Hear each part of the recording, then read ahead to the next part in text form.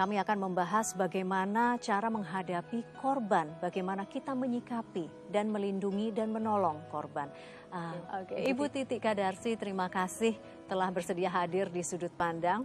Assalamualaikum. Waalaikumsalam. Apa kabar Ibu? Baik, alhamdulillah. Nah, Indra Kadarsi adalah korban narkoba pada tahun 1998. Apa yang bisa Ibu katakan?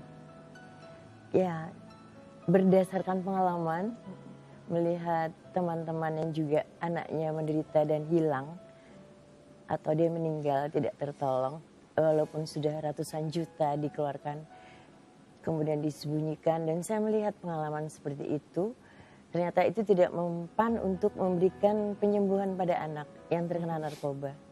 Kedua, saya melihat banyak orang tua yang marah gitu ya, kemudian memukul anaknya, kemudian tidak mau menyebut namanya lagi, malah kemudian menghukumnya dan mengusirnya. Itu pun tidak menyembuhkan. Jadi saya melihat semua itu terjadi. Kemudian saya menjadi trauma ketika dokter memvonis anak saya usianya tinggal 8 bulan lagi. Dan dia sudah drop turun 20 kilo. Dan dia sudah halusinasi luar biasa. Dari situlah kemudian saya mengambil alih secara totally sebagai satu sutradara. Jadi tidak boleh ditangani orang lain. Apapun ayahnya ataupun omnya, tantenya, eyangnya, jadi harus sendiri. Kalau sudah satu orang tidak boleh kepada orang lain. Misalnya kita datang ke salah satu rehabilitasi, kita tinggalkan dia, selesai urusannya, tidak. Itu salah sama sekali ternyata. Dari mana sumber kekuatan dalam menghadapi Indra pada saat berjuang untuk sembuh? Sumber kekuatannya adalah saya mengatakan saya sudah terpuruk. Tapi mengatakannya adalah saya mengatakan begini, besok mungkin kita akan tidur di bawah pohon. Lebih enak ya bisa lihat bintang dan bulan. Kemudian akhirnya dia komit, dia berdiri dengan mengatakan sumpah kepada dia sendiri, mengatakan saya harus sembuh. Saya harus sembuh sendiri. Mama harus saya tolong. Malah dia mau menolong saya. Dan saya tidak mau mama tidur di bawah pohon. Saat yang tepat dia akan masuk ke dalam otaknya dia yang sedang dalam keadaan sakit ya, itu masuk betul. Dan akhirnya dia sangat sadar dan melihat semuanya menjadi normal kembali. Itulah prosesnya, tapi proses itu saya anggap sebentar, tapi juga saya anggap lama sekali, selama 2 tahun.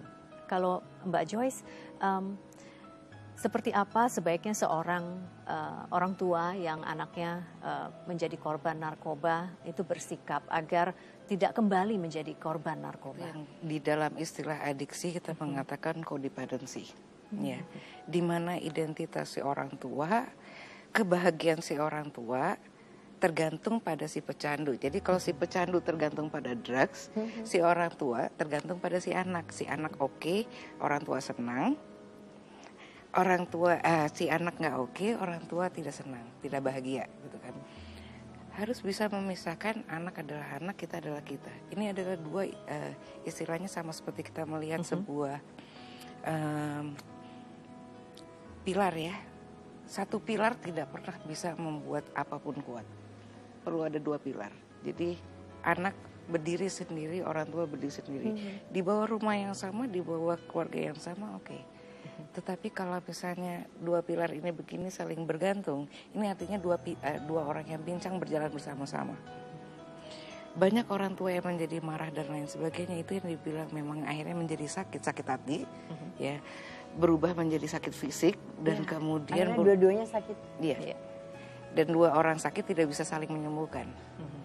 Dua-duanya memang perlu tetap mencari bantuan dari luar. Terus terang di rehabilitasi kita punya masalah paling besar dengan orang tua. Justru orang tua? Justru orang tua. Pecandunya gampang berhentinya. Kita akan bahas lebih jauh ya. Tapi setelah kita dengarkan pendapat masyarakat tentang bagaimana mereka menilai mantan pengguna narkoba. Pendapat saya tentang bekas narkoba itu ya, mereka tuh mungkin dalam pergaulannya kurang jeli dalam memilih pertemanan, sehingga mereka terjerumus dalam obat-obatan tersebut. Bekas pemakai narkoba harus diberikan motivasi untuk agar bisa tidak mengulang lagi kesalahan dia. Sebenarnya saya nggak percaya ya, tapi kita tetap harus optimis kalau semua orang tuh bisa berubah gitu ya. Mungkin kalau mereka benar-benar mau merubah diri mereka, kita tetap harus memberi kesempatan. Ada program di BNN untuk para pemakai atau mantan pemakai agar wajib lapor di BNN. Apakah benar demikian?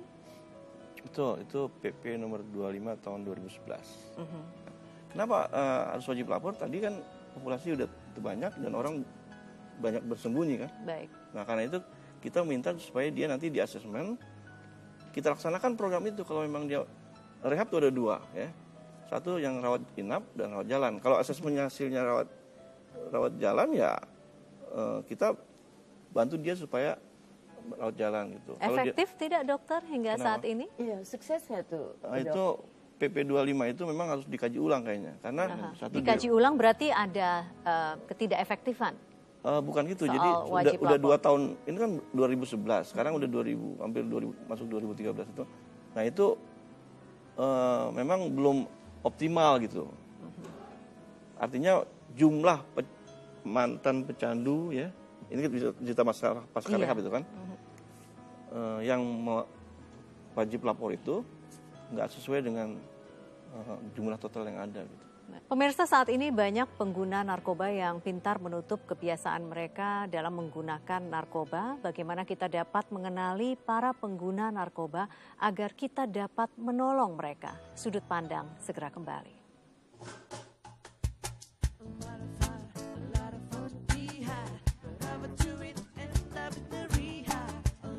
Rumah rehab seperti penjara.